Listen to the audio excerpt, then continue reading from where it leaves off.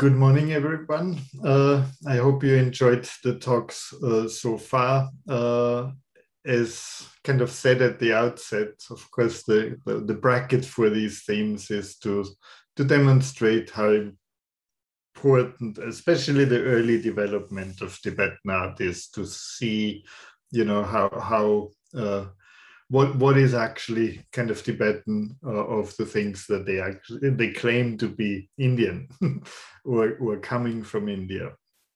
And in that respect, the session from last week was important because I think the late 12th, early 13th century is a major break in terms of the presentation of art within a Tibetan context. And of course, with all the things that I'm talking about, and I alluded to that in the first session with the development of the mandala, what we are talking about is the public representation or presentation. And that doesn't necessarily fully align with the textual evidence. And very often the art historical evidence is behind, not only with the development in the mandala, but also, with certain things like the teachers of Buddha being expressed in wall painting, or, for example, Akshobhya replacing Vairocana in the center of the five Buddhas takes a while, even though, it's conceptually, Chakasambhara was always considered the highest Yoga Tantra deities and an emanation of Akshobhya, or at least in Akshobhya's family, and so on. So there is a certain disconnect, and I think that is always important to keep in mind. And last week I talked about this teacher, and within that development, of course, Alchi plays a crucial role because it is on the threshold. So as previous topics, also today's topic uses Alchi examples. And with regard to Alchi, what I wanted to mention in addition, that I think I forgot to say last week, is that in the Great Stupa, or the Palden-Drepung Stupa, as I call it now, we have this representation of Trigungpa. We also have this inscription that clearly makes, the new reading of which clearly makes clear that the person this inscription is addressed to is Trigungpa. Yeah. What I didn't mention is that, of course, this is in the fourth verse of the text, and it starts with the worship to the Buddha, Dharma, and Sangha, and the Lama is fourth. And of course, being in the fourth position is not what later Tibetan tradition would consider. The whole point of last lecture was to show that the teacher is above everybody, and also visually in the paintings. And in that sense, and in Alchi itself, that is depicted in the Lotsavalakang, because in their inscription there, the first verses are, of course, turned around with the Lama being mentioned before the Buddha, Dharma, and Sangha. And so I think it just shows the slight delay in implementing concepts like this. And of course, the other aspect I emphasized last week was this notion that the concept of the teacher as an awakened being also entails that a lot of attributes and visual culture that is associated with the Buddha was employed for the teacher representation. And one of the remarkable things about Tibetan painting, of course, is that they are so detailed in many respects, and that they, with a lot of effort in terms of research work, can be deciphered to a large degree. And I think this particular painting of Bhagavathapa that is in the Rubin Museum of Art is a very good example in that respect. But the kind of reconception of a teacher in the late 12th, early 13th century, of course, also means that a portrait like this, even if it doesn't immediately link the representation of the teacher with the Buddha, but it shows the Lama in a very prominent position. Even without the C14, it can't be 11th century.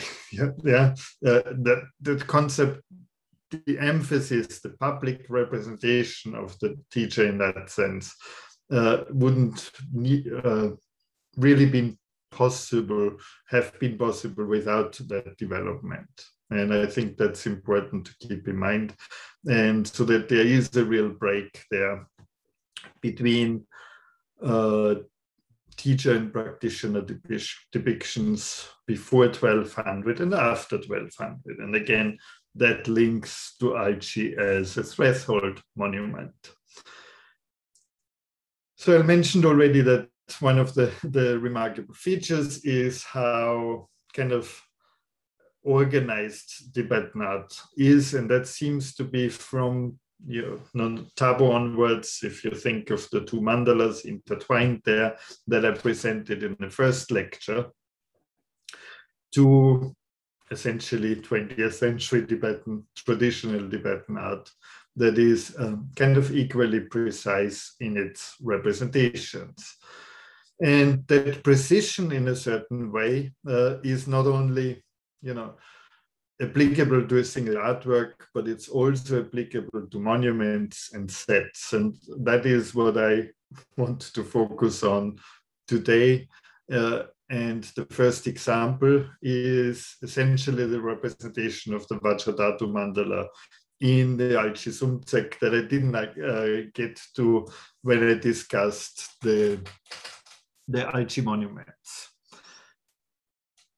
And yeah, the Sumtsek and the Alchi monuments more broadly are remarkable for this, veering back and forth between Vairocana as the primary Buddha, and that's specifically for the Sumtsek, and Akshobhya as the primary Buddha.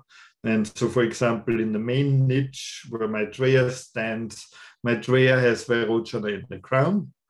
But on the side wall of the niche, we have Akshobhya's paradise, and his niche is flanked with the two Akshobhya panels with the repeated Akshobhya representations. And I already said in that Alchi lecture that I think it's a hint towards the highest Yoga Tantras that is also implemented in the representation of the Vajradhatu Mandala on the middle floor of the Sumtsek. Sorry, Christian, I don't hear you very, very well. I don't know if someone else has the same, if it's my issue or if there is a network problem. I hear quite well. Okay. Yeah, I also hear quite well. Okay, then sorry. Then must be my problem. Okay, sorry about that. Okay, no, I think it's. I just wanted to make sure that everybody was good. And do you see the mouse when I go around? Yes. Yes. You see. Okay, yes. Good. And so I pointed out that there is a kind of major change in the conception of the Vajradhatu Mandala assembly, with the left example interpreted in the traditional way, with the four goddesses surrounding Vairocana forming a central assembly. And those goddesses are just represented by their symbols, which are the family symbols of the surrounding Buddhas. But in the Alchi Sumtsek, essentially the Guhya Samaja concept of the goddesses being partners of the Buddhas has been employed. The goddesses have moved, so to speak, on the level of the secondary Buddhas, and they are associated by color with different Buddhas. which always means that one Buddha is without consort. In this particular case, it's Akshobhya. Yeah.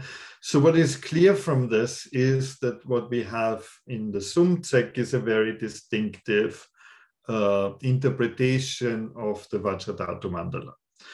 But if we look at the Sumtsek gallery level as a whole, we actually have 10 mandalas represented that are all from the Vajradhatu cycle. And of course, the Vajradhatu cycle overall is I think, famous for Bhutan recognizing, I think, more than 100, somehow I have the 124 mandalas or something like that from this one tantra.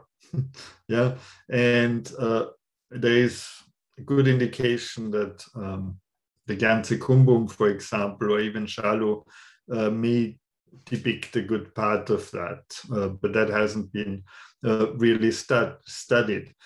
The conception in the Altissum is much more simple. Essentially, the main wall and the left and right side walls depict the 6 mandala of chapter 1, yeah, with the Maha Mandala, the Guhya Mandala, the Karma Mandala, and the Dharma Mandala. And the main wall depicts the Chatur Mudra and the Eika Mudra Mandala. And the entry wall depicts the 4 Chatur Mudra Mandalas that are dedicated to the other 4 families. Yeah. So I think the systematic is fairly clear that the main wall has the main mandalas, the side walls have the main ones in term, or conceptually the main ones. Yeah, the side walls has these full representations, and the entry wall is dedicated to the other families. But what is interesting in their representation is the way this is implemented. And in this connection, it's important to realize that in the Altissum, the conception that is behind those mandalas is that they all have the same number of deities, and some commentarial sources actually state that. Yeah. But it also means that they may not always kind of fit into the cycle. And so if we'll go back to a standard Vajradhatu mandala as it is conceived originally, you have the central Buddhas, the 5 Buddhas in the center, each of them flanked by 4 figures or 4 goddesses for central Vairocana. Yeah, so you have then in addition 8 offering goddesses in the corners. Yeah, 4 gatekeepers in the outer doors, and 4 bodhisattvas of the Bhadrakalpa in each of the outer palaces. So these are the core groups that are to be represented. Now, if we switch back to Alchi, of course, the fact that the goddesses move from the central circle out means that in the central square or the central palace, we have only 9 deities represented instead of what would be 25 in the kind of original version. The Vajra Bodhisattvas or Maha Bodhisattvas that surrounded the surrounding Buddhas have moved to the next level, to the outer palace. Yeah. The fact that the goddesses moved in the corners means that the inner offering goddess moves into the outer corner. The outer offering goddess actually has been dropped out of the mandala and is represented in the corners outside. Yeah, and also the bodhisattvas of the Bhadrakalpa had to be dropped from the mandala proper, but they are represented underneath the two mandalas, yeah, to complement the assembly. And so it's a very curious way of implementing it. And then what is also fairly unique for the Altissum is, of course, that in all cases of these different mandalas of the first chapter, the distinctions made are minute in relation to what the text would one make to assume. Yeah, in the case of the Vajradhatu Mahamandala and the Vajraguhya Vajra Mandala, the difference is really that in one mandala, all are male, all deities are male. In the other mandala, all are female. Yeah, even Vairocana is represented female. And what would usually just be hinted to through the symbols is here represented through figures, which I think is remarkable. And the same is true then for the Karma and Dharma mandalas. There are just very minute differences between those. And they mostly, yeah, what would usually be kind of represented, like I think in a Karma mandala they would have they are supposed to sit on vajras, each of the deities. That is not found. Yeah, and there are just tiny little differences in the form of when deities represented are female. And the general pattern here is that whenever something represents an offering or an action in that sense, it's represented female. I don't want to kind of go further in that, it's just too confusing. More interesting are the two mandalas on the main wall, because they also have the same amount of figures. If I say the same amount of figures, this excludes the doubling of the gatekeepers, because as you may have noticed, there's sometimes, you know, the two palaces represented. Here we have gatekeepers only on the inside. Yeah. Here we have gatekeepers again, or on the inside and outside.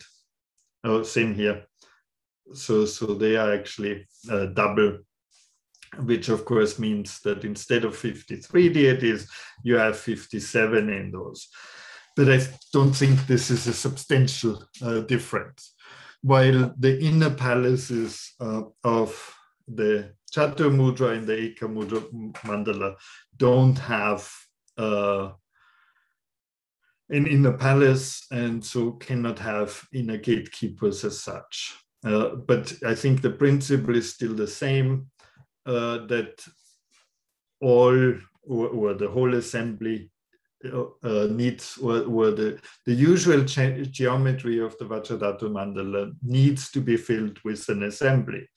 So while we have seen in the previous versions that there is an expansion, here it's a contraction. Yeah? In the Chatur Mudra Mandala, Chatur means four. Chatur Mudra, of course, can refer to four goddesses, so it's essentially Vairocana surrounded by the four goddesses that form the central circle of the Mahamandala. Yeah? This is all the mandala itself describes. Yeah? And all the other deities are essentially subsidiary. And so you have again the offering goddesses and the bodhisattvas of the Bhadrakalpa and the four gatekeepers, which are now drawn into the mandala because they have space again.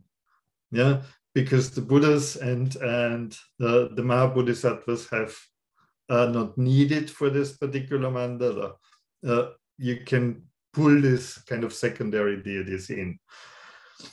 In the Eika Mudra Mandala, the difference is, of course, as Eika says, it's one, the entire mandala is represented by one deity, which can be Vajradhatu Vairocana, but it can also be Vajrasattva, who is a kind of primary protagonist in the Tantra.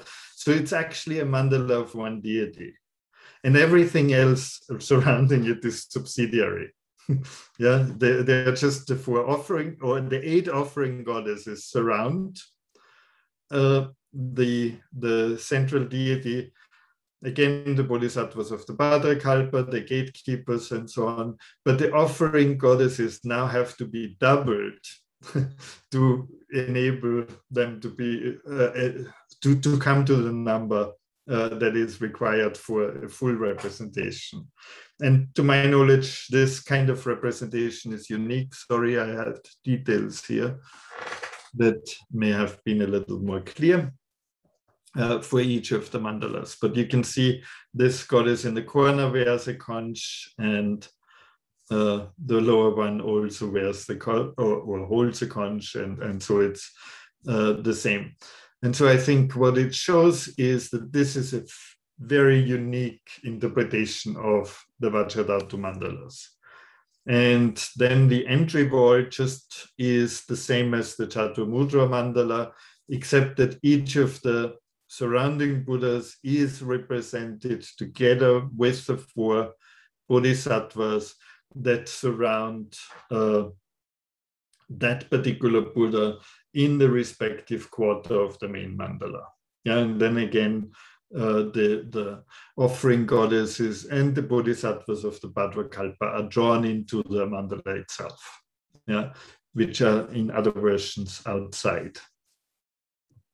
Again, here is the best preserved or least damaged example with Buddha Akshobhya, Vajrasattva in the east, and then the core deities, and then just the subsidiary deities that represent offerings and represent just a general body of bodhisattvas. And so in a way, the Altissum can in a way still compared with what in the Japanese tradition is done with the Vajradhatu mandala, that essentially follows a similar concept, but the Eika Mudra mandala is just one deity. The Chaturmudra mandala is 4 deities surrounded by symbols for the offering goddesses. And instead of having the additional mandalas from the Chaturmudra mandalas of the other chapters, it's, I think, all related to Trailokya Vijaya, the additional ones. And so it draws on the same source, but it shows how the range, a completely different range or the completely different way of how the mandala can be interpreted on the basis of the same source. And so I think that's interesting. And kind of only once one kind of understands that as a basic concept for this particular level of the Sumtsek, I think one can try to think, and I don't have solutions for that, about the representation of the other depictions.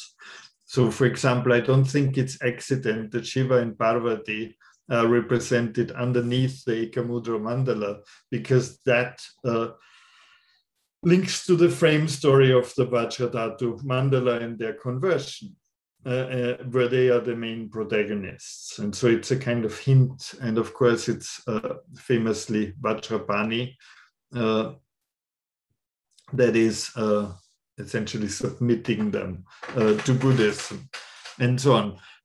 But so what I think, or what I'm fairly convinced from my study of Tibetan monuments and Tibetan art more broadly, is that there are reasons for these compositions. And even if we may not immediately kind of get an idea of what these reasons are, they're definitely there. And we should try to get closer to it eventually. And obviously, in the case of this 5 double representation of the 5 Buddhas in different contexts. That's certainly something that one has to think further, and maybe also the central Buddha above Maitreya's niche has to be kind of interpreted both in a vertical context. Just above him is Manjushri Adibuddha, who appears on the heart of Vairocana. Just below him is Vairocana. And so I think there's definitely a vertical axis that can be read here. And these readings, of course, help then to understand the monument better. It doesn't necessarily mean that every little detail we can in the end fully understand, but I think it's worth a try. The other mandala, of course, that is important in the early context is the Savadurgati Parishodhana, and that is also beyond. Here, I think I mentioned that in relation to the Dukkang, that the transmission is complicated.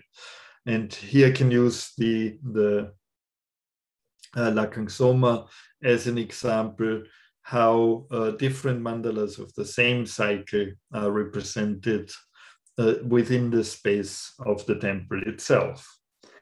Famously, of course, the Lakang Soma is dedicated to the highest Yoga Tantra deities that weren't represented in the earlier monuments. This could also be a good reason why this is called Lakang Soma, because the kind of left side wall is definitely not new to the region, because we have already seen that the 2 main mandalas of that Tantra are represented on the right side wall of the Dukkang.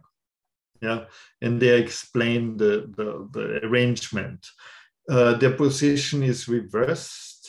Yeah, in the Dukkang, the Nava-Ushnisha mandala is on the right, and the Savavit mandala is on the left.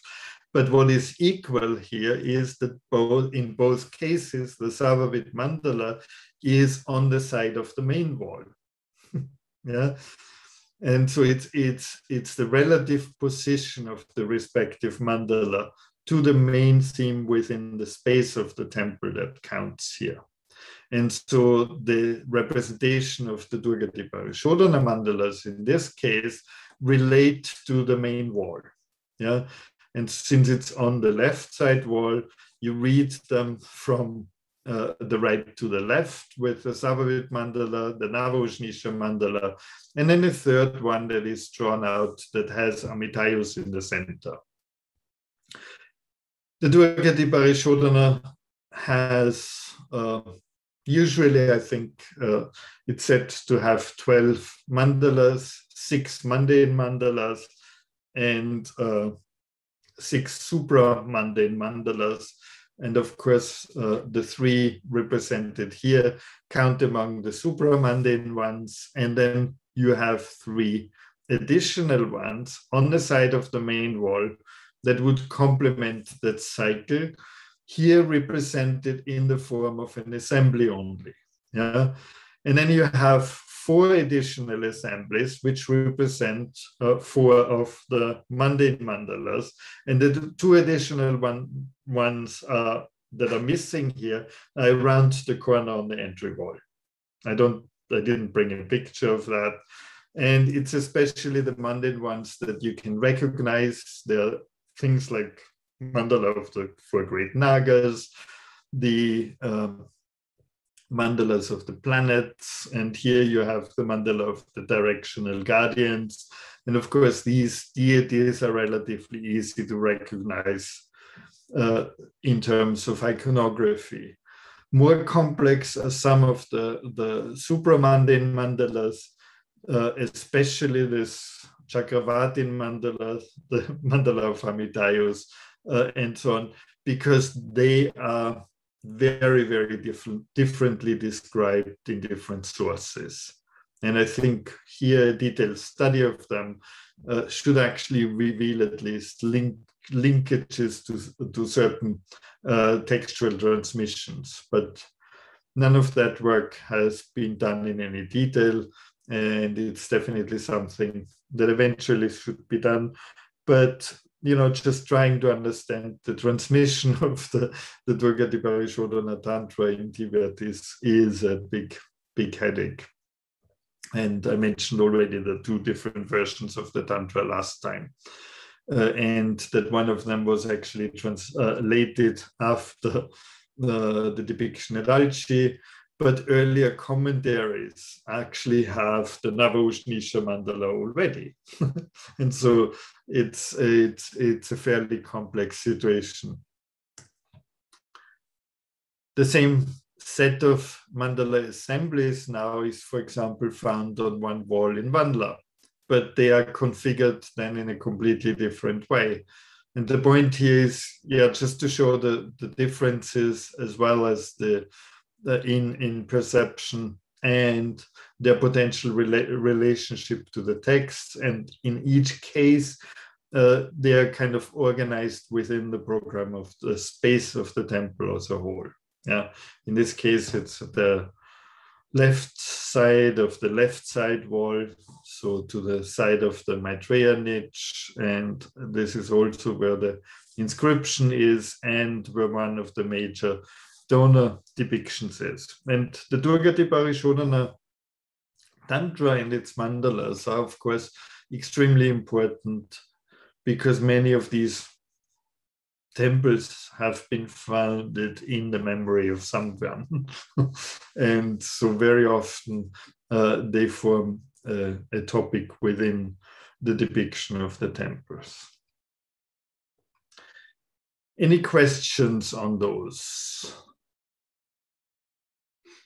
But these are just, general ideas how you potentially find the different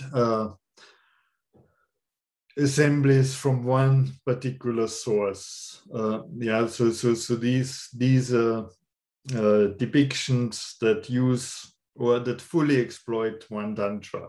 And of course, in the most other cases, the tantra itself is just represented by the Mahamandala for the Vajradhatu or by the Savavit Mandala for the Durgati Parishodhana.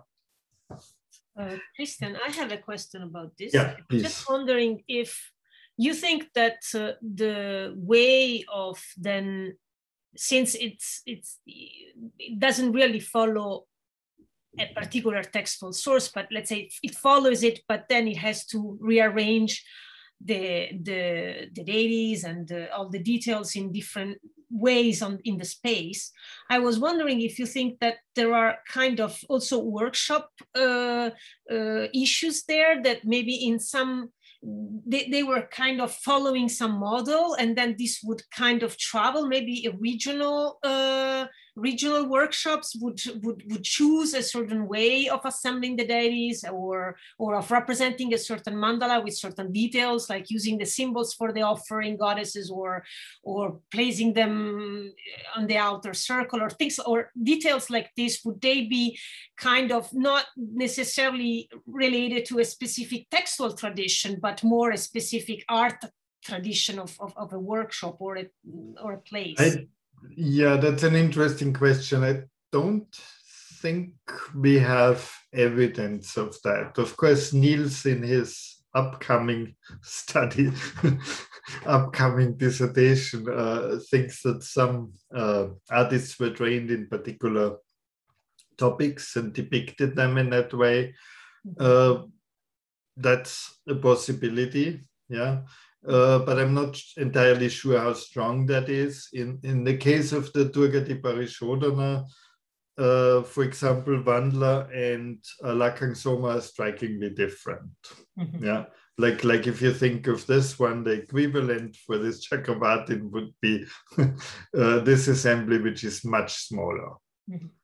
And this one actually goes more in the direction of the Champalakang in Lomantang has an expansive one like this, where you can actually fit the deities in. And that's, so they are clearly different commentarial interpretations that are represented, I think, in this particular case. So it's on a case-to-case basis. It's quite possible that they were trained, but then also that they probably do it in a particular form within a particular school, following a particular interpretation. Yeah. So I guess the schools also play a role in that connection. Yes. Niels, would you like to add something? Yes, please. Actually, so as just like Christian said, I think that there is a kind of relation between the workshops and the iconographic themes that they depicted. But in some cases, we see that there is no such connection. For instance, to me, the painter who painted this iconographic theme in Wanla that you can see on the screen also painted another cycle of the Savadogaripa Tantra in a nearby temple in Kanji. But in this case, it is not exactly the same representation, and the assemblies vary quite a lot. Mm-hmm. And to go back to the example of the Lakang Soma is known to have a kind of sister temple just nearby, which is called the Shangong Lakang, and which also has a depiction of the mandalas of the Savadogati Parishodhana Tantras. So almost certainly by the same workshop.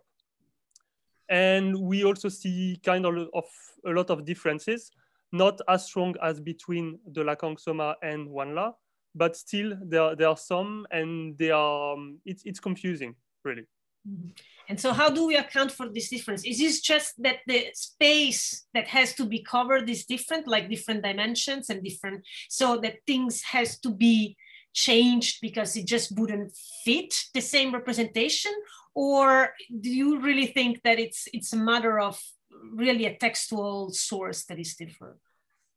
I think in a way the textual sources are vague enough that they give you quite a bit of leeway in terms of interpretation, especially if you go back to the root Tantra in any case. Yeah. But even if you look at commentaries, it really depends what commentary is used or what oral tradition is received. And so I think there is quite some area of flexibility. Yeah, of course, yeah. That's why I was thinking, that's why I was wondering how do they finally organize all the... Yeah, but I think the Durgati Parishodhana is particularly bad in that respect because there are so many tantras, there are so many commentaries, and their relationship, I don't think anybody understands yet. And so I think that's part of the problem here. Yeah. Well, thank you. So let's move on to the 5 Buddhas. And obviously, this is something I published quite a while ago, that, looking at the different sets that were published early in Sacred Vision, and trying to figure out, what their relationship is. And obviously, if you have a tanka like this one of one particular Buddha, it's likely that he was part of a set. Even if, in principle, the painting works on the basis of itself. Luckily, in a few cases, we have these sets. But what I wanted to point out here is that essentially what you have to do is you have to think of them within their full configuration and think about how that may have affected, for example, in this particular case, what is represented at the bottom. Yeah, and so it's absolutely no accident that the practitioner is only found on the Amoghasiddhi painting in the bottom corner, because he has been conceived there in relation to the set in its entirety. And so he really stands for all of them. as I think the Pancharaksha as a protective theme on this outside painting stands for the entire set in a way. Yeah, and it's not necessarily there because it's related to Moghazidi, but it is there because it's related to the position of this particular of Moghazidi within the group of the 5 Buddhas. Now we have a detail here to see them more clearly. In this case, what helped is that the lower figures are actually kind of have captions added to them, so which could partially be read from the photographs, and so that enabled the identification. But in contrast to the depiction of the Pancharakshas underneath Moghazidi, the deities underneath Amitabha relate to Amitabha himself. They are all Lotus family deities, with the exception of one, Manjushri, yeah, which always kind of puzzled me, or still puzzles me, why it's there. But one potential explanation is, of course, he could already be conceived in relation to the central image, which would be Vairocana, who represents the highest wisdom. So maybe there is some relationship in that there. And so kind of keeping this interrelation of different paintings as they would be displayed in full in mind when interpreting a painting, I think is very necessary to fully understand it, or at least try to fully understand it. It's not that we always can. And of course, this is also the case in the case of the largest set that I know that is preserved, early set of the 5 Buddhas that is preserved. And in this case, the distinctive iconography of the surrounding figures makes clear that this is actually the Sarvavid Vairocana Mandala from the Durgati Parishodhana Tantra that is represented. But that's not the point that I want to make here. We'll just look at 2. What is striking in this case is that if one studies them in detail, one can find all the deities of the mandala from the different quarters represented on the central panel around the main image, and then the 4 gatekeepers that are typical for that mandala at the bottom. Yeah, so far so good. But what is curious in this particular case is that the Sarvavid mandala does not feature the Vajradhatu Buddhas. Yeah, it has a different set of the 5 Buddhas, and I think I mentioned that in the first session. So what the central painting actually does, in addition to Vairocana, it represents each of the distinctive Buddhas of the mandala in addition. Yeah, together here seated with the goddesses that essentially surround them. And what it also represents that to keep the symmetry on the side paintings, the outer quarters of the mandalas have 12 Pradeka Buddhas and I think 16 Shravakas. Yeah, 16 Shravakas are easy to distribute along 4 paintings. It's 4 each. 12 Pradeka Buddhas. A problem in a way, or you could do 3 each. But then how do you distribute 3 on a painting? Yeah, so what they essentially do is they put 2 here. So 2 each is 8, and then the additional 4 are on the central painting. Yeah, and I think it just shows that there is a flexibility, but there is also systematic kind of application of how do I distribute the deities on this canvas that essentially kind of results in an equitable distribution across the canvas. Yeah. And the striking end result is that you have, in each case, you end up with 4 figures in the top row, 2 figures on each side in the bottom row, and it seems all natural, but there is a lot of effort that has been put in to distribute the figures. And of course, it's an equal effort to try to figure out how that was originally conceived. But again, it shows this kind of striking relationship that can be established. Other relationships, of course, are then expressed by the bottom deities. I wrote a little bit about it.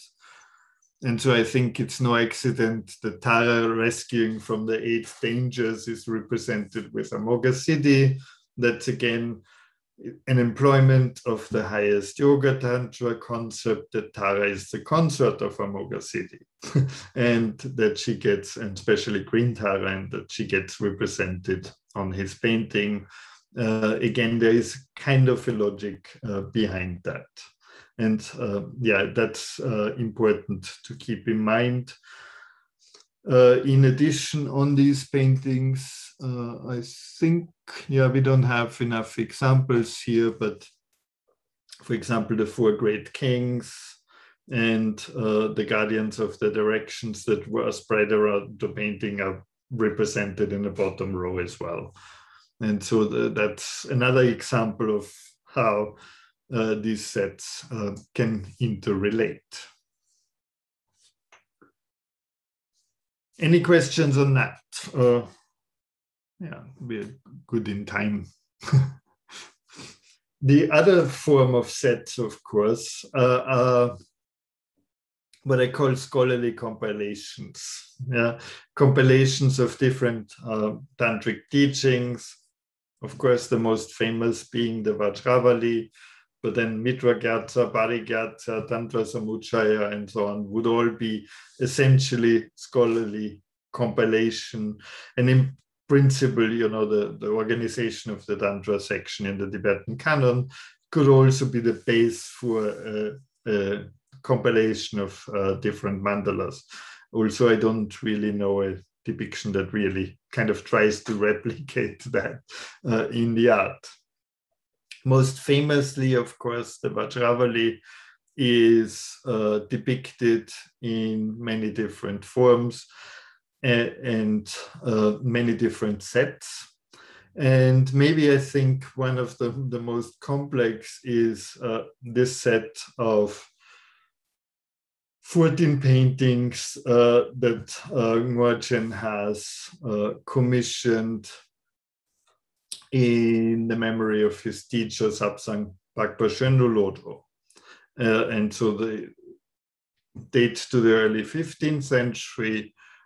And here on this particular screen, we'll see the first and the last painting of the set. The paintings are numbered at the top through an inscription. The dedication is found at the bottom of each of these paintings, so we know where they belong to within the larger set. We also have the description that Mori used to reconstruct the entire set. But the sets have more to it than just the Vajravali mandalas. Yeah, I can't demonstrate that on the basis of all of them, but at least the one that I could study in great detail.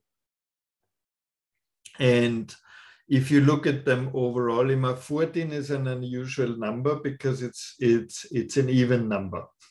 Yeah, you would expect that sets to have, an uneven number with the central painting and then kind of being arranged from the inside out, as it is the case here. Yeah, that would be the most common representation. 14 is really unusual, but we can be sure that it is 14 because that's clearly indicated by the inscription. Yeah. And it's also clearly indicated because Ngorchen sits in the bottom corner. And again, his representation on this particular painting has to be seen in relation to the entire set. Yeah. So he only occurs once for the entire set on the very periphery of the set itself. And that's the important point in this case. But then, regardless what mandala you look at, this is the first one, it's clear that beyond the 4 mandalas that to be depicted on each of the paintings, here it starts with the 2 Guya Samaja mandala that are represented above each other here. You have additional deities. And my suspicion for this particular set is that in each case, you can actually figure out what it's for and what these deities are, and that they in part represent additional assemblies that that could be theoretically at least deciphered. Yeah, and part of that confidence is that the deities are actually inscribed. Often, yeah, the resolutions of published images is not high enough to actually figure it out, each detail, but if one can and if one gets access to, I think one could actually kind of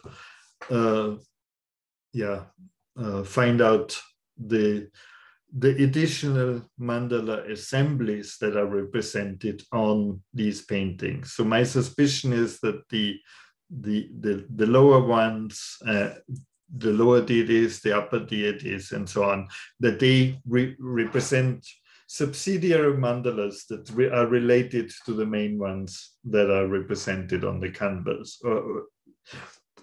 And I'll show you an example later on. I'll just show you now all the mandalas from the set that we have. This is painting 4 in the Philadelphia Museum.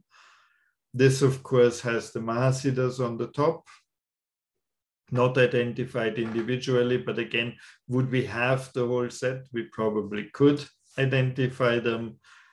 The bottom deities are identified individually, and the 4 mandalas are set against a charnel ground, as are several of those. Yeah. And so, for example, from painting 4 to 7, or on painting 4 and painting 7, the central medallion are 2 teachers. Yeah. The suspicion again would be that is probably a consistent feature across a number of paintings, and that then you could read the teachers across. Yeah, even if they are not identified. The channel grounds, yeah, I think they are just necessary for different highest yoga tantra topics, and they probably stand from canvas to canvas. And in addition, what makes this set fairly unique is that you have certain mandalas that are singled out and put on a full canvas on their own. So only one mandala, like this one, the 6 Chakravatin mandala, or the Kala Chakra mandala, which are painting 8 and painting 11. And of course, it's the Kala Chakra mandala that is the prime mandala of the Vajravali.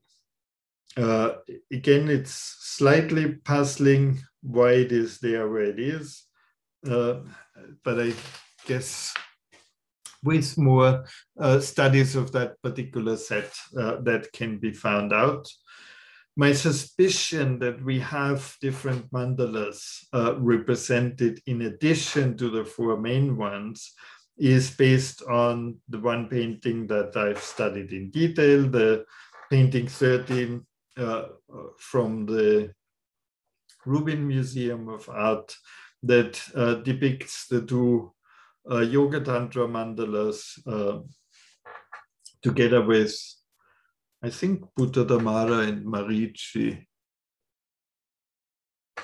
I'm not entirely sure about the one, but the remarkable thing here is that in addition to what is the Vajradhatu mandala with an 8-armed form of Vairocana, you have the assembly of the Sarvavit mandala represented around. And so what is singled out here on the left side is the assembly of the Sarvavit mandala.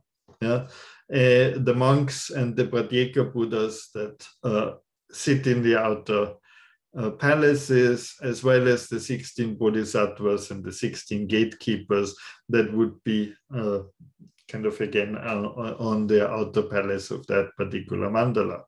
And so together with the shared center of central deities, where the 8-armed Vairocana stands for both the Vajradhatu main deity and also the Sarvavit main deity, yeah, you have essentially two mandalas represented through one and or hinted at through one. So in addition to the Vajradhatu Maha mandala from the Vajradhatu, from the Savadadagata Tattva Sangraha, and the Navaushnisha mandala from the Durgati Parishodhana, you have the Sarvavit mandala assembly yeah, sharing the main deity with the Vajradhatu mandala.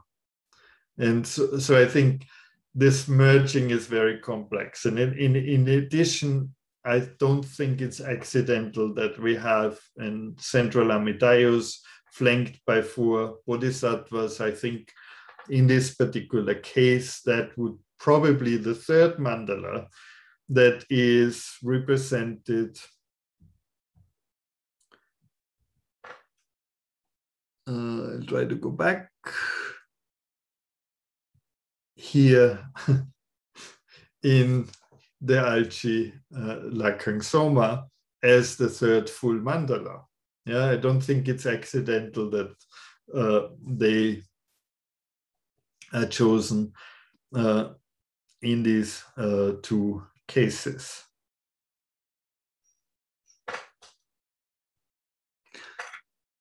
And so, of course, that makes me believe that essentially all of those have to be read in a much more complex way, considering both additional assemblies, but then also the entire kind of program of the 14 paintings across. Yeah. And that is, of course, here we have the main painting with the inscription of identifying Ngorchen in the bottom corner. I don't think the resolution is high enough to actually read it. It's not even high enough on my screen. But these are the subsidiary mandalas. Obviously, the basic identification of these mandalas is always relatively easy. And Mori has kind of published on that. That's his list with the different mandalas and their arrangement on the different paintings. What is puzzling for me here is that the location of the single mandala paintings makes little sense. Like you have one is the third mandala, the Panchadaka. The other one is the 8th, Shatchakravati, and then you have 11 and 12, Kalachakra and Dharmadhatu Vagishvara, that are emphasized in this particular representation, like often, but obviously not in this case. If this reconstruction is correct, you know, there is also a logic in terms of display, but that may not always be the case. in terms of how they appear on the wall overall. But I think, yeah, there's much more one probably can do if one has access to high resolution photographs where you can actually read each of the captions and then think about the broader context. And of course, this is then essentially not only the case for, you know, this particular set that is based on Ngorchen, but also, for example, the program of the Chambalakang in Lomandang that essentially has exactly the same features. On the middle floor here, we have all these Yoga Tantra mandalas represented, different mandalas from the Vajradhatu cycle, the Durgati Parishodhana cycle, the Dharmadhatu mandala, and so on, distributed across the walls in a fairly complex manner. And in the uppermost floor, we have the highest Yoga Tantra mandalas represented. And I guess originally before this, these paintings were repainted in a recent restoration. I guess one would have had the chance to actually identify most of what is represented, maybe even by comparing it to Ngorchen's set of mandalas. And so I think, again, here it's this interesting comparison. Any questions on that? Yeah, hi, Christian. You just show, how to say, a description of the 14 mandalas. Yeah, where does it come from? That's, I give you the full reference, 1 second.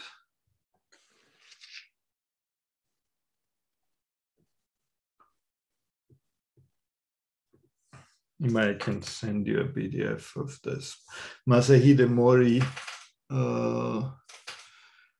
the Vajravali Mandala series in Tibet. It's published in 2008 in some Japanese publications, Esoteric Buddhist Studies, Proceedings of the International Conference of Esoteric Buddhist Studies, Koya-san. But I can send you a PDF of that, just remind me. That would be great, thank you. And just like on the fact that 14 is an even number, so it's puzzling, does it, maybe I'm confusing, but then these mandalas were set on several walls, and these tankas were set on several walls, and does not change a little bit like the possibility to find, how to say, satisfying layout? Yeah, Emma, obviously there are many, but I don't think that necessarily would change their overall conception, even if they would be represented on more than one wall. Even then you would have to, you know, find a way how to display them on these walls. And yeah, it would be interesting to see if one could come up with a good reason. My one suspicion is, of course, that the Kala Chakra mandala, that you essentially take it out. Because, you know, if Vajravali mandalas were really displayed for Kala Chakra initiation rituals and in this way kind of initiated into the entire set, you don't need the Kala Chakra mandala if you already make it in sand. Yeah, that could be one kind of possibility that makes a display, or where the display then would make sense. Mm-hmm. But that's just one idea. It's very hard to prove unless you find a description. Yeah, there is another question from Eika. I see from the picture. I don't see the name. Hi, Christian. Just one minor aspect I noticed of the Kala Chakra mandala is that it also depicts Ngorchen in the bottom row. And Ngorchen Ngorchen had his own color chakra transmission line depicted on that mandala as well. So we have a couple of lineage masters there. And if you are able to read the inscriptions, Ngorchen showed 2 lines of transmission, how he himself got the color chakra initiation. So that's a much more personal relation to color chakra he had depicted on this specific painting. Yeah, that's fantastic news, and it actually speaks for, you know, moving this painting out of the set and display and emphasizing it separately in a way. Yeah, and I don't remember well, but in the Blue Annals, there are also discussions of when the Vajravali reached Tibet, how it was transmitted or how the empowerments were given. Whether each and every mandala was bestowed on its own or whether it was bestowed as a series of initiations. Yeah. And I don't know how this might also relate, how we have Lama Dampa set each and every mandala as an individual painting, and then maybe Ngorchen's kind of subsuming mandalas on a couple of paintings, whether this represents this discussion or the different way of bestowing the Vajravali. That's an interesting thought. I would assume that they both kind of represent already the same attitude, that you do one initiation for everything. And wasn't Shakya Sri Bhadra kind of promoting that? Yeah, I don't remember well these discussions in the yeah. I think also Mori has it discussed somewhere. Yeah. And from Mori, we also have a critical edition of the Vajravali, I think in Sanskrit and in Tibetan. 2 volumes, and at the end he also included all these tables you showed previously. I think that's a later publication than his article. Yeah. Thanks a lot, Christian. Yeah, I'm please. surprised to see in the table that the Kalachakra mandala is classified among the mother tantras and not the non-dual tantras. Is it common to this set? I mean. Yeah, I don't know. Jörg, does Ngorchen classify them differently? I don't know. I haven't checked. Because that may explain. I mean, if it was considered a non-dual tantra, that may support the hypothesis that it should be placed first, for instance, in the list. Theoretically, it should be non-dual. It may. It may be a mistake here, or it may be, I know it depends. Or it may be. I think, as far as I get, Mori based himself on the descriptions in the text, so that probably was an, classification that he came along. So I'm sure there are different opinions out there. Yeah. Okay. Thanks. Yeah. Welcome.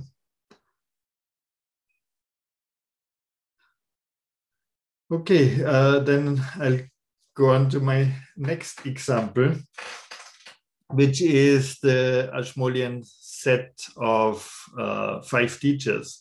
And just to show that this, goes up to the 18th, 19th centuries as well. I like this set a lot. It's very high quality. And it's not that well published in a sense, and I don't have kind of detailed pictures of everything. But what one day emerged to me is that they must belong together in some form. And of course, the indication for that is, on one hand, you have the Buddhas represented above the teachers. Here we have Vairochana and Amitabha. On the other hand, if you look carefully at them, and especially if you see multiple of them, there is a slight inclination of the heads in some of the figures. And so there is a clear indication that some are kind of secondary and some are primary. And so why not kind of distribute them according to the 5 Buddhas? And so if I distribute them according to the 5 Buddhas, how they would usually be represented, this was what comes out. Vairocana in the center, Akshobhya, Ratnasambhava, Amitabha, Amoghasiddhi.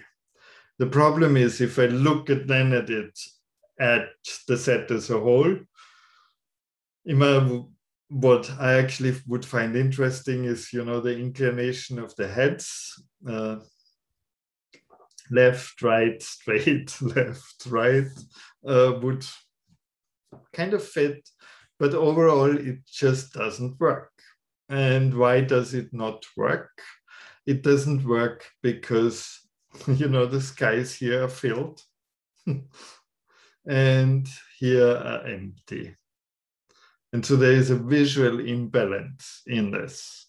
And then if I kind of look further in trying to understand how the secondary deities are distributed, there is also an imbalance in what is represented where, and probably the most striking is this one with the wealth deities represented on it. It just has too prominent a position within the set as a whole. Yeah. So if this doesn't work, then there has to be another solution. And of course, the common solution would be similar to what we have in other sets, like the Dalai Lama set I can show next, is that the inclination of the heads is actually more decisive than the 5 Buddhas. So if I turn them around and I have the heads inclined towards the main figure, and also switch this particular painting on the inside so that it's symmetrical to the other representation, that is, in my opinion, then the most likely display that was intended with this particular set. The identifications underneath are from the ones that Jeff Watt suggested on Himalayan.org for this particular set. He just gives the name, but no context or anything that would kind of support that. But if we look at this set as a whole, I think, especially in terms of the main deities, okay, it doesn't allow me to zoom in now. Okay. I tried to zoom in, it doesn't really work. But, with Chakrasamvara, Vajrayogini on the central painting, Padmasambhava and Ushnisha Vijaya on the outside, the wealth deities on the outside, and the more worldly protectors on the outside, that makes perfect sense. Yeah, and so it's the combination of visual criteria, iconographic criteria, and the slight inclination of the face heads that make this particular configuration the most likely, even if the Buddhas are actually represented in quite an unusual kind of distribution that you essentially have to read. Yeah, even left, right doesn't really work. Yeah, theoretically you could change theoretically you could switch the outer two without really affecting the distribution, and then breaking up the inclination of the head again. But yeah, that would be another option. Of course, in this case, I don't have a record, but often the backs of the paintings gives you an indication of where to place a particular painting within the set.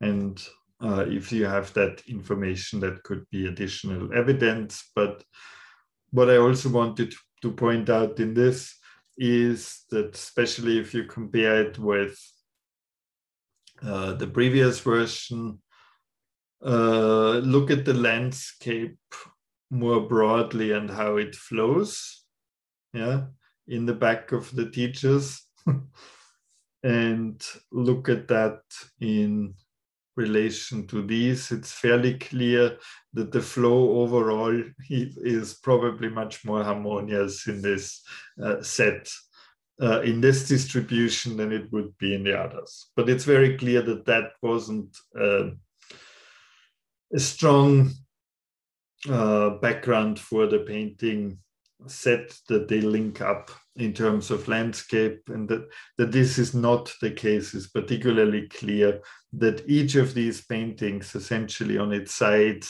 you know, emphasizes this cut of natural features, yeah, that are not continued on the other side, yeah, that are always kind of cut off in some form. And but so that wasn't the main criteria. It was I think it's just striking that this also works better in the case of this set. Yeah, Estelle?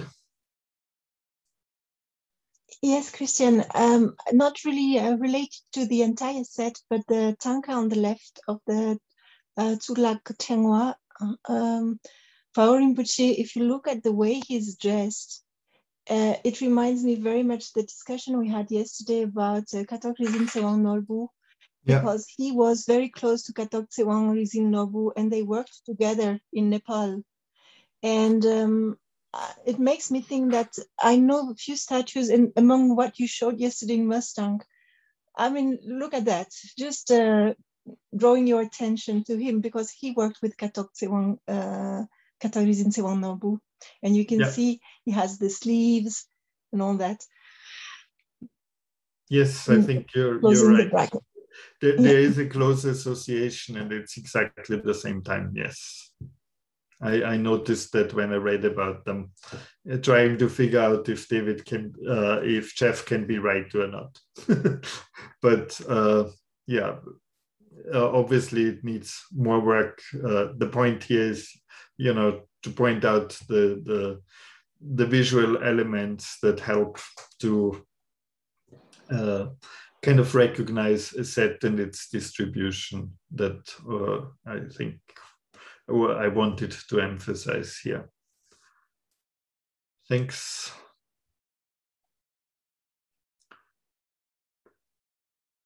And in principle, the same is of course then true with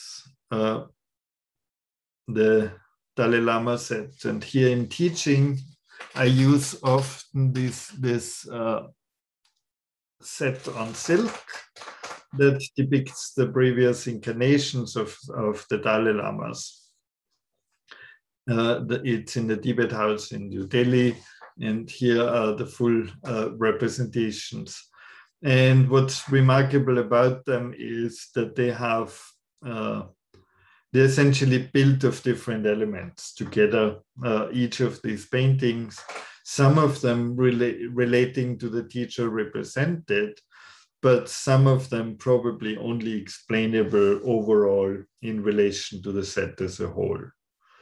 And what they obviously also demonstrate is what is characteristic for later sets, that, you know, every other teacher than the main one is represented, directed towards the central one, and that you essentially read them either from outside in, left and right, yeah. The lower ones are the outermost, or from inside out,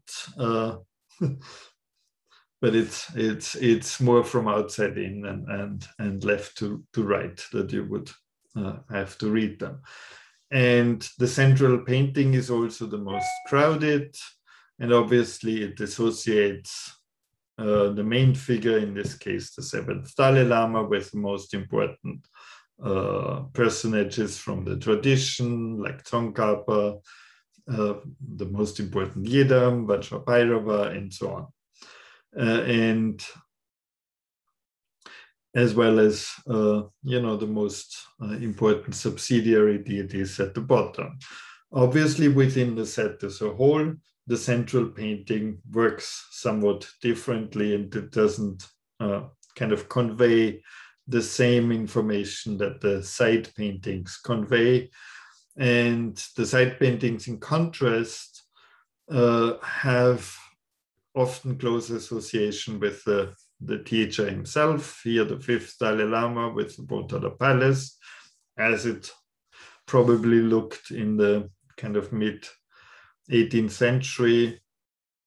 Avalokiteshvara, his immediate predecessor as a teacher, which are clearly related to him. But then it's probably more difficult to associate Brahmana Rupa specifically, or this form of Vajrayogini specifically to this Dalai Lama. Yeah, and their representation probably has to be seen more in relation to the set as a whole. I don't think it's accidentally that Vajrayogini is on one painting, Vajravali, Kurukula is on another one. Yeah, that there is a kind of balance across the set, and that there is probably even a balance of having the most important protective deities, for example, represented somewhere, and you would represent it on a painting that has a free space because you can't directly associate a particular teacher with it. And so I think the conception of these paintings then is a very complex one and has to be taken on one hand, in individual analysis of how is the central figure related to the surrounding figures. Like here we have Songtsen Gampo. Songtsen Gampo is, of course, associated with this specific 10-armed form of Avalokiteshvara, as well as the founding of the Chokang. And in this case, the protective deity is actually placed in the middle, and it's flanked by the same figures that surround Songtsen Gampo. Yeah, this to me is a good indication that in this case, the deity is to be related to Songtsen Gampo. I think I once tried to identify it. Just checking that.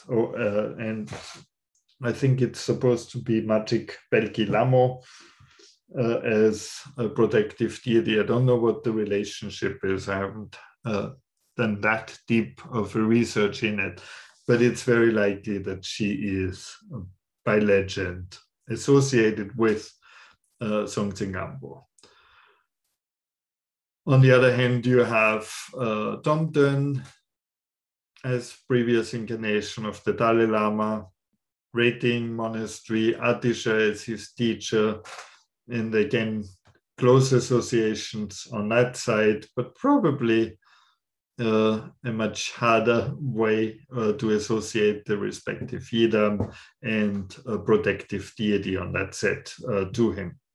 Yeah, and so I think again, it's this difference between what is conceived across the set as a whole. So I think if one wants to read a set like this, we'll have to look at all the yidams across the set as a whole. We also have to look at all the protectors across the set as a whole to essentially figure out why they are distributed that way. Obviously, this is, as with many Tibetan painting, a huge amount of work, but I think it's worthwhile because it gives us much more of the background that led to this particular representations. Oops, okay, sorry. Any questions on that? May you get the point here is really, how can you use visual analysis of such sets and how that can inform the knowledge of the set as a whole. And obviously, in research that, or published research, that it's still I think in the infancy in a certain way, because it's so labor intensive to essentially figure these things out. And you also need to have access to very good reproductions, which in this case, we actually have good enough ones that one could try to go deeper into this. But yeah. If there are no questions, I'll just go to mine. Just a curiosity. You showed there is, okay, so there is rating and the Jokang and the Potala, and there are other foundations that are represented on the set, but I couldn't. Yeah. I didn't show all of them. Obviously, that's a lot, but I think this is Ganten. There is Sakya as well, of course, with Sajin Gyungya Ningpo. Whenever there was the possibility to associate a Lama with a foundation, that foundation is depicted as well. Yeah. But it's not everywhere. It's not everywhere. Okay. Yeah. So, for example, the 6 is not. Of course, in my opinion, he should be represented with the Lukang, but he's not. Okay, thank you. Sorry, it's just the. No, I think it's an interesting question. You know, these paintings are so full of information, and fascinating. What I love is that they actually show. You know, it's like a timestamp. This is how it looked approximately in the mid 18th century. and rating has all the trees around it. Yes, that's of course famous for that. Yeah. Didn't Per Sørensen write about that? Yeah, exactly. So when I saw it, I was the rating grove. And yes. I think there is a question as well from and Christian just mentioned like visual analysis, and you say that it was in its infancy.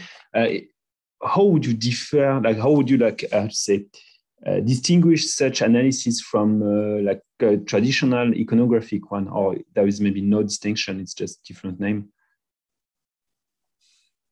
No, I think the distinction was well demonstrated by the Ashmolean set.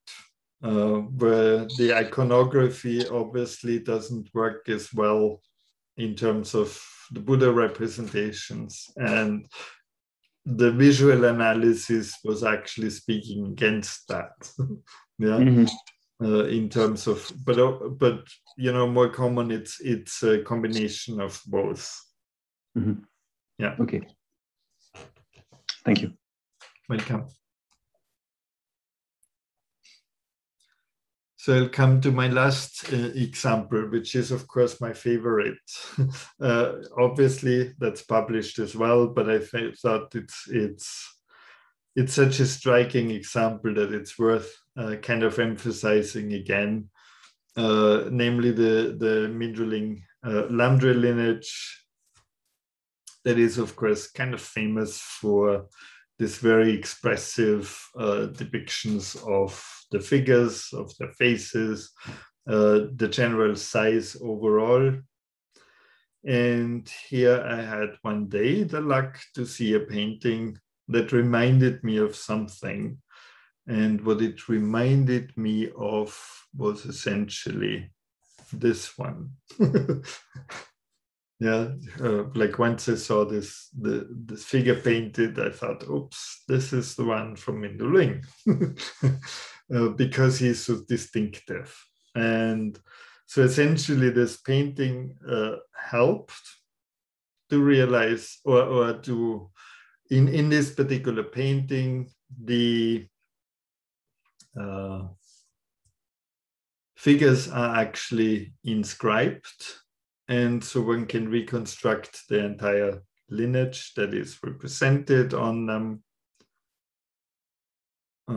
Up to Draktokpa, Sönam Sangpo, and then beyond with the top 2 figures in the center, Gongka Dorje Denpa and Khenchen Chödrop Senge. Yeah. since they are identified, it's pretty clear what they are. So you can use this as a comparison for the set in Mindraling. So I went on, I used that to identify, you know, the teachers that could be easily identified in the early group, for example. But one thing that really puzzled me is this. You know, why, or what is the principle of, you know, how the code overlaps? Once left, once the left side is above, once the right side is above. Yeah, here it's the opposite side of the two. And I was kind of then looking at it in terms of the sculptures, the early ones that I could identify in the set as a whole, of course, assuming that they form pairs from the center out, from Vajradhara out. Yeah. And then it's striking that one pair, you know, has either the yogic band or the collar looking inwards. Yeah, the other pair has it outwards. The next pair has it inwards again. The next pair has it outwards again, and so on. And I noticed that there is this very odd symmetry going on. And generally that, you know, they just don't overlap. And so if you kind of distribute it accordingly by side, as they should be displayed in the set, you still have the symmetry, which also means that if you kind of, you know, distribute it across as they would be displayed in the temple, that you can essentially tell if a sculpture is missing, yeah, which was an important aspect in that set, and where it should be displayed overall. And what is even more striking, and this really made me think, is that the two outermost figures essentially have their legs forming a bracket for the set overall. Yeah, which means what I mean with this is when you essentially distribute them overall, it's clear that these two are the last figures. And the last figure essentially also has boots, which of course is the only figure in the entire set that wears a boot. Yeah, and that essentially made me, you know, configure the entire set as it was published originally by Ulrich von Schröder, re-identify them. It also gave confidence that we have all the images that we need, yeah, and that they go up to the last figure being Traktoksönam Sangpo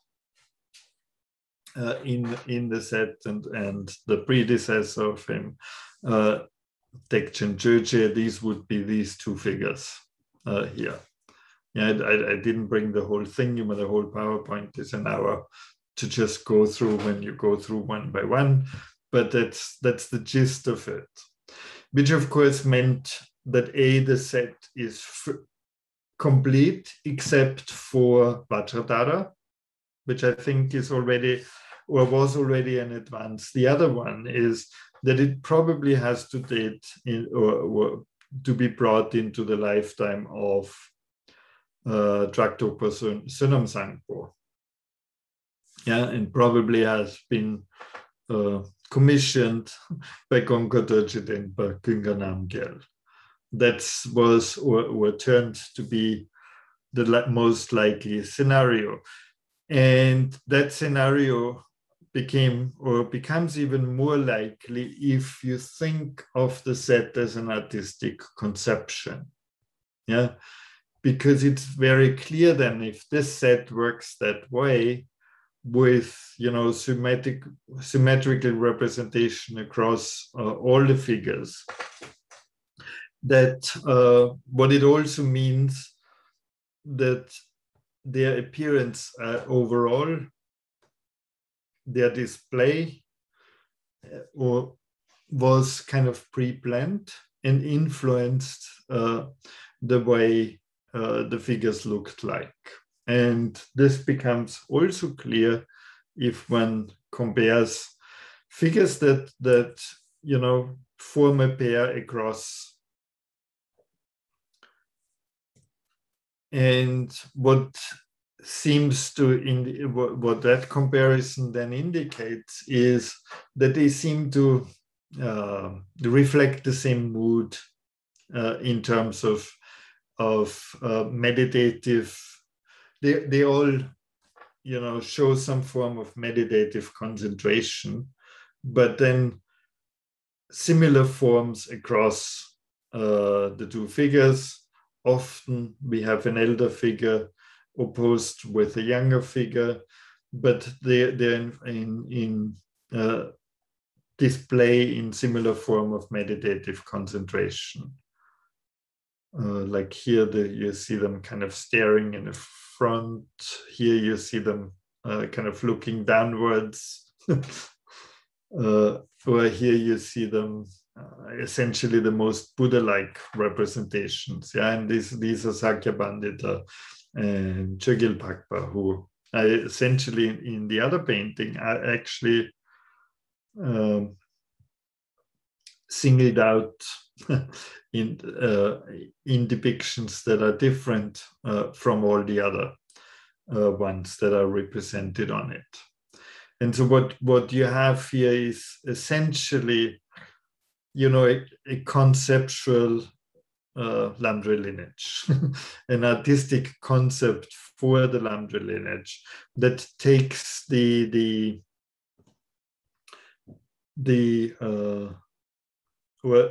has the goal to represent different forms of mental states or meditative states across the entire set. Yeah, and that conception has to have some basis, and given the context that the lineage implies with Traktokpa as being the last figure, it is the most likely scenario is that the set has been kind of conceived by Gense Chenmo, by a major artist, yeah, that essentially looked at it in a conceptual way. And I think what I find so surprising about this is that it is how conceptual it is, and how much effort went into the actual planning of this particular set, and how modern the conception is. And I haven't seen a similar example yet. And so I think these are all striking features that really kind of single out this particular set of sculptures and make them particularly interesting. And it's only the perception of these sculptures within the set as a whole that essentially allowed to then reconstruct what they consisted of, and also gain from that the information that we need in terms of, you know, artistic conception, historical context, and so on. And essentially resulted in the redating of these bronzes and reattribution to 50 years earlier, and at least the environment of Gongko Dorje Denpa and Gense Chenmo. And of course, this is what David Jackson, for other reasons, also stated in his kind of recent book. But I think it's really the symmetry, the visual conception that makes it, or gives us the certainty that this interpretation is correct. And I think it's a wonderful example where the visual analysis kind of goes beyond iconography again, and allows, you know, a more precise attribution of the set as a whole.